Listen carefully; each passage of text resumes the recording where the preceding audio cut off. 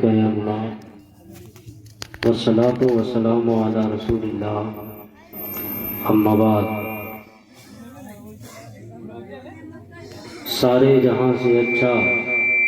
ہندوستان ہمارا،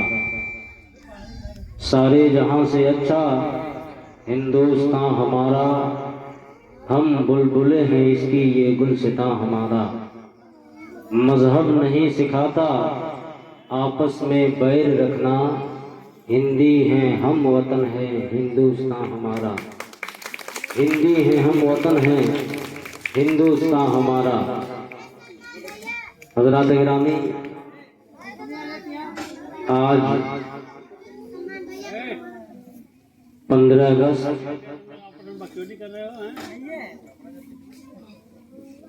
آج کے دن ہم اور آپ اپنے مدرسہ قادریہ اہل سنت کے صحن میں اکٹھا ہوئے ہیں۔ اکٹھا ہونے کا مقصد کیا ہے؟ غالباً وہ آپ سبھی حضرات جانتے ہیں کہ آج 15 اگست کی تاریخ ہے، جس تاریخ میں ہمارا اور آپ کا ملک عزیز، ملک ہندوستان انگریزوں کی غلامی سے آزاد ہوا تھا۔ اسی آزادی کو مناتے ہوئے اور اپنے شہیدوں کی یادوں کو تازہ کرتے ہوئے ہم اور آپ یہاں اکٹھا ہو کر کے اپنے شہیدوں کو، اپنے ملک کے مجاہدوں کو ہم سب آج یوں کہہ لیجئے کہ شردھانجلی دینے کے لیے حاضر ہوئے۔ ملک ہندوستان اس وقت انگریزوں کے چنگل میں پھنسا ہوا تھا جب ہندوستان کی سرزمین پر شاہجہاں کی حکومت تھی۔ تو چونکہ شاہجہاں جو بادشاہ ہندوستان کا گزرا ہے، بڑا سیدھا سادھا اور صاف آدمی تھا۔ انگریزوں نے بادشاہ سے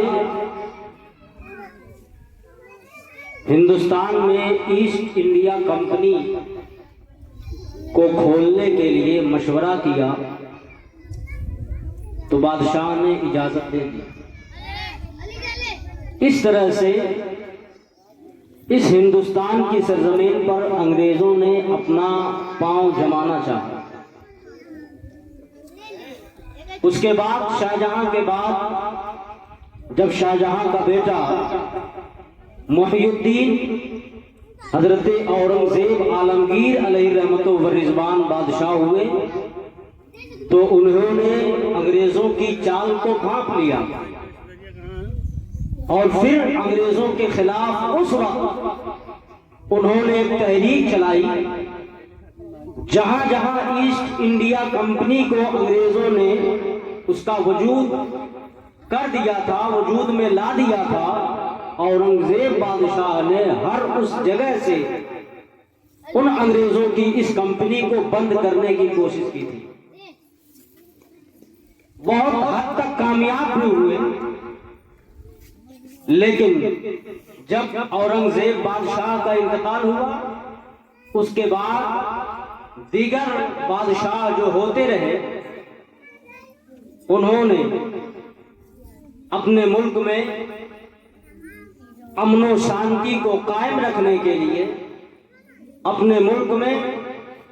ہمیشہ بھائی چارگی کو بنائے رکھنے کے لیے، ملک کو ترقی کی طرف گامزن کرنے کے لیے وہ کام کرتے رہے۔ اسی دوران انگریز بھی اس ہندوستان میں آ کر کے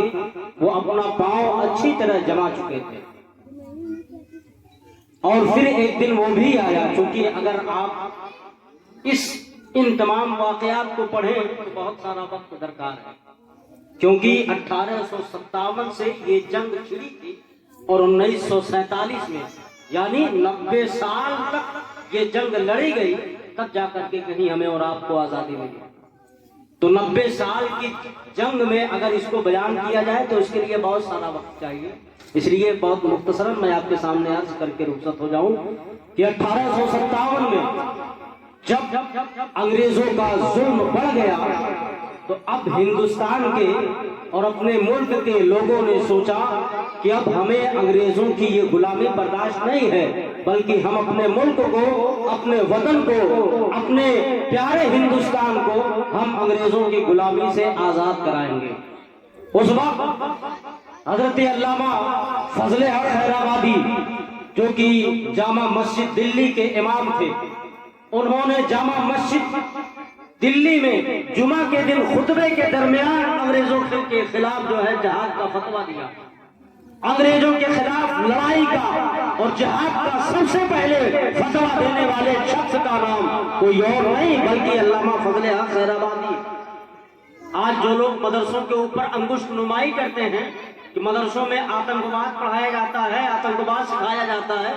یا دیگر طرح کے لوگ بکواسات کرتے ہیں، میں ان کو بتانا چاہتا ہوں کہ ہندوستان کی آزادی میں سب سے پہلے انگریزوں کے خلاف جہاد کا فتویٰ دینے والے کوئی کالج یونیورسٹی کے طالب علم نہیں تھے، بلکہ وہ مدرسے کی دنیا سے پڑھ کر کے نکلنے والا شخص جو تھا، جسے دنیا علامہ فضل حق خیرآبادی کے نام سے جانتی ہے، اس شخص نے جو ہے اس ہندوستان کی آزادی کے لیے سب سے پہلے انگریزوں کے خلاف جہاد کا فتویٰ دیا. اور اس کے بعد ان کے اس فتوے کی تائید کرتے ہوئے صرف ہندوستان کی عوام نہیں، سب سے پہلے علماء نے آگے بڑھ کر کے حصہ لیا تھا. علامہ محمد علی جوہر، حضرت مفتی آزردہ اور حضرت مفتی عنایت احمد کاکوڑوی، مفتی کفایت علی کافی، اس طرح کے بے شمار علماء کرام نے تاریخ بتاتی ہے کہ انڈیا گیٹ سے لے کر کے اور دلی کی جامع مسجد تک تقریباً 25,000 سے زائد اگر علماء جو ہے لوگوں کے سر لگ رہے تھے فاصلوں پر، تو وہ کسی اور کے نہیں بلکہ ہندوستان کے اس عظیم ملک میں بسنے والے مسلمانوں کے جو دھرم تھے، جو علماء تھے، ان کی لاشیں جو ہے وہ پیڑوں سے لٹک رہی تھی. آپ ذرا غور کریں ہندوستان کی آزادی میں آپ کا حصہ کیا ہے. آج لوگ بڑی آسانی کے ساتھ، بڑے دھڑلے کے ساتھ کہتے ہیں کہ آپ نے ان کا ذکر نہیں کیا، ان کا ذکر نہیں کیا. میں کہتا ہوں آپ نے اپنی تاریخ کو کیوں بھلا دی؟ آپ نے اپنی تاریخ کو کیوں بھلا دی؟ ہمارے پاس ہمارے وہ شہداء، وہ مجاہدین آزادی کی کمی نہیں ہے کہ اگر ہم ان کی تاریخ اور ان کا ذکر کرنے بیٹھ جائیں تو ہمارے لیے بہت سارا وقت بھی ختم ہو جائے گا، لیکن ان کا ذکر ختم نہیں ہوگا. حضرات گرامی، ان کے فتوے پر، حضرت علامہ فضل حق خیرآبادی کے فتوے پر مفتی عنایت احمد کاکوڑوی، علامہ کفایت اللہ کافی، مفتی محمد علی جوہر اور ان جیسے سینکڑوں علماء نے دستخط کیے. اور یہ جب فتویٰ شائع ہوا تو انگریزوں کے پاس جب یہ فتویٰ پہنچا تو ان لوگوں نے دیکھا کہ یہ مسلمان اب لوگوں کو ایک جٹ کر رہے ہیں، لوگوں کو اکٹھا کر رہے ہیں، اور لوگوں کو اکٹھا کر کے اب یہ ہمارے خلاف علم بغاوت بلند کریں گے، اب یہ ہمارے خلاف جہاد کریں گے، اور ایسا نہ ہو کہ ہم کو ہندوستان چھوڑ کر کے جانا پڑے. اس لیے ان لوگوں نے بڑے بڑے جو علماء تھے جیسے علامہ فضل حق خیرآبادی کو گرفتار کیا، حضرت مفتی عنایت احمد کاکوڑوی کو گرفتار کیا، علامہ کفایت علی کافی کو گرفتار کیا، جو بڑے بڑے علماء تھے ان سارے لوگوں کو لوگوں نے گرفتار کیا. اور ایسا نہیں ہے کہ جا کر کے پکڑ لیا لے کر کے چلے آئے، نہیں، بلکہ ایک مجاہد کو گرفتار کرنے کے لیے انگریزوں نے 3,000 کی فوج بھیجی تھی. گویا کہ ان باطلوں کو ہمیشہ ان علماء سے خوف رہا ہے، اور یہ ہمیشہ مسلمان اور اسلام کے ماننے والوں سے ڈرتے رہے. ایک مجاہد کو گرفتار کرنے کے لیے 3,000 فوج کی کیا ضرورت تھی؟ لیکن جانتے تھے کہ اگر ایک مجاہد کھڑا ہو گیا تو ہماری 3,000 نہیں بلکہ 30,000 فوج بھی آ جائے گی تو اس کو نشت و نابود کر دیں گے. اس لیے انگریزوں نے ایک مجاہد کو گرفتار کرنے کے لیے 3,000 فوجیں بھیج کر کے کبھی علامہ فضل حق خیرآبادی کو گرفتار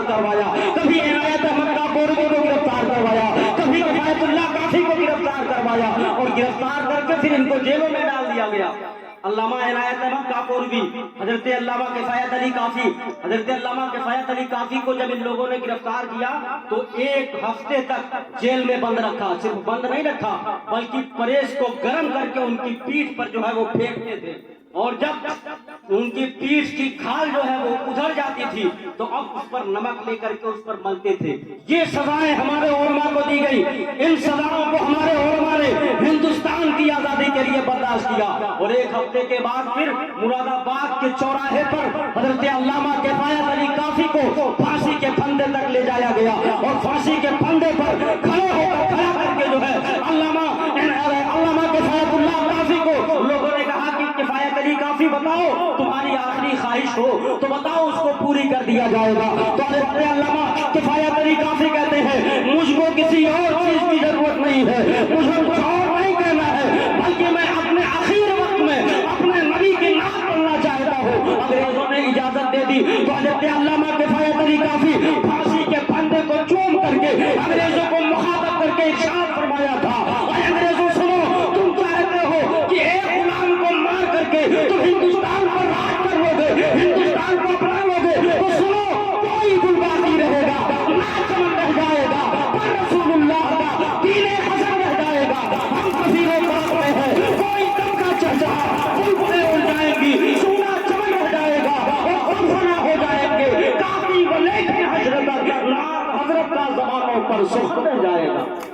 लाभ हजरत का जमानों पर सुखन रह जाएगा। हजरत गिरामी, ये हजरत अल्लामा किफायत अली काफी थे। इनको अंग्रेजों ने मुरादाबाद के बीच चौराहे पर फांसी के फंदे पर लटका दिया। अब उसके बाद फिर हजरत अल्लामा फजले हक खैराबादी को काला पानी भेज दिया गया। इंडोमान में वो काला पानी की सजा बहुत मशहूर थी उस वक्त, इसलिए उनको जो है वहाँ काला पानी भेज दिया गया। मुफ्ती इनायत अहमद काकोरवी और दीगर उलमा को भी काला पानी भेज करके उनको सजाएं दी गई। ये 1857 में जो आजादी छिड़ी थी, जो हजरत अल्लामा फजले हक खैराबादी ने वो जिहाद का फतवा दिया था, तो हजरत अल्लामा फजले हक खैराबादी के जिहाद के फतवे पर जिन उलमाए किराम ने दस्तखत किए थे उनको चुन चुन करके अंग्रेजों ने मौत के घाट उतार दिया, उनको शहादत का जाम पिला दिया। अब उसके बाद फिर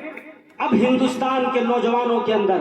चाहे वो हिंदू हो कि मुस्लिम हो कि सिख हो कि ईसाई हो, सारे लोग एकजुट हो करके, क्योंकि जब उलमा ने फतवा दिया तो अब सारे लोगों को इकट्ठा होना था, और सारे लोगों ने इकट्ठा होकर के फिर हिंदुस्तान की आजादी के लिए जंग लड़ी है। और उस आजादी में सबसे पहले जो फौज लेकर के अंग्रेजों के खिलाफ निकला था वो कोई और नहीं था बल्कि इन्हीं मुसलमानों के घरों में पैदा होने वाला वो शख्स जो हिंदुस्तान पर हुकूमत करता था, वो शख्स कोई और नहीं बल्कि टीपू सुल्तान की बात है, जिन्होंने सबसे पहले अपनी फौज को लेकर के अंग्रेजों के खिलाफ जो है वो जिहाद का अलम बुलंद किया और अंग्रेजों के खिलाफ लड़ाई की थी। वो टीपू सुल्तान थे। अब उसके बाद फिर वो जंग वो खत्म हुई टीपू सुल्तान की, उनको भी शहीद कर दिया अंग्रेजों ने। अब उसके बाद फिर धीरे धीरे ये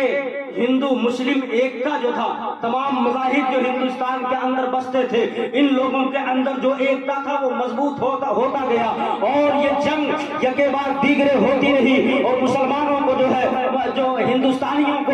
अंग्रेज अपने गोलियों का निशाना बनाते रहे। कहीं भगत सिंह को उन्होंने गोली मार करके और उनको फांसी पर चढ़ा करके उनको भी शहीद किया, और कहीं पर जो है इनके जैसे न जाने कितने सुभाष चंद्र बोस और बहुत सारे गैर मुस्लिम भाइयों को भी इन लोगों ने किसी को फांसी पर चढ़ा दिया, और किसी को जो है वो फांसी पर चढ़ाने के बाद किसी को गोली से भून डाला। बहुत सारे गैर मुस्लिम भाइयों को भी इन अंग्रेजों ने कत्ल कर दिया, और इनके कत्ल करने के बाद ये हिंदुस्तान के लोग जो सुन्नी मुसलमान थे वो भी, जो गैर मुस्लिम थे वो भी, वो सारे लोगों ने हिंदुस्तान की आजादी को अपने गले से लगाया, और 15 अगस्त 1947 को हमारा ये मुल्क हिंदुस्तान है वो अंग्रेजों की गुलामी से आजाद हो गया। और सारे लोगों ने अंग्रेजों की गुलामी से आजादी पाने के बाद 15 अगस्त 1947 को अपने हिंदुस्तान के लाल किले पर जो है वो अपने हिंदुस्तान का झंडा तिरंगा को फहरा करके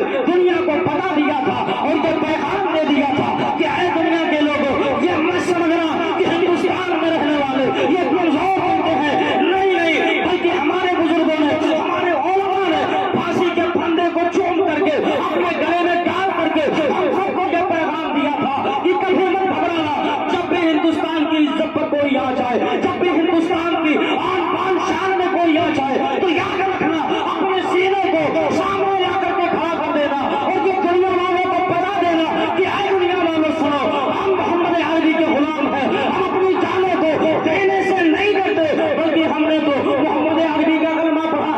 محمد عربی جو 5 یا 6 سال کی عمر میں اپنے ملک، اپنے دیش اور اپنے وطن کی حفاظت کر کے دشمنوں سے یہ پیغام دیا تھا کہ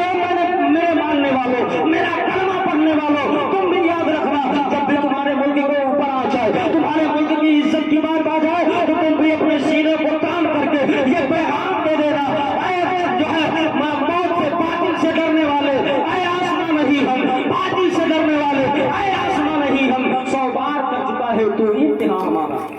100 بار کر چکا ہے تو انتہا ہمارا۔ اس لیے مسلمانوں ابھی بھی کسی باطل طاقت سے ڈرنے کی ضرورت نہیں ہے، بلکہ ہم سب کو ضرورت یہ ہے کہ ہمارے بزرگوں نے، ہمارے پرکھوں نے، ہمارے آبا و اجداد نے جو راستہ ہمیں اور آپ کو چل کر کے دکھایا ہے، ہم اس راستے پر گامزن رہے اور ان کے ایک ایک پیغام پر دل و جان سے عمل پیرا رہنے کی کوشش کریں تو انشاءاللہ رب العزت دنیا کی کوئی طاقت ہم مسلمانوں کا کچھ نہیں بگاڑ سکتی ہے۔ بس شرط اس بات کی ہے کہ ہم سب اپنے بزرگوں کے اور اپنے قائدین کے، اپنے علماء کے نقش قدم پر چلتے ہوئے اپنے ملک سے وفاداری اور اپنے ملک سے محبت کا ثبوت بھی پیش کرتے رہیں اور اپنے ملک وطن عزیز ملک ہندوستان کی حفاظت کرنے کے لیے اپنے تن من دھن کی بازی لگاتے رہے۔ انشاءاللہ جب اس انداز کا ہمارا اور آپ کا معاملہ ہوگا تو پھر ہم اور آپ انشاءاللہ ہندوستان کی سرزمین پر بلکہ پوری دنیا کی سرزمین پر ہم اور آپ سرخرو ہوتے ہوئے نظر آئیں گے اور ہر جگہ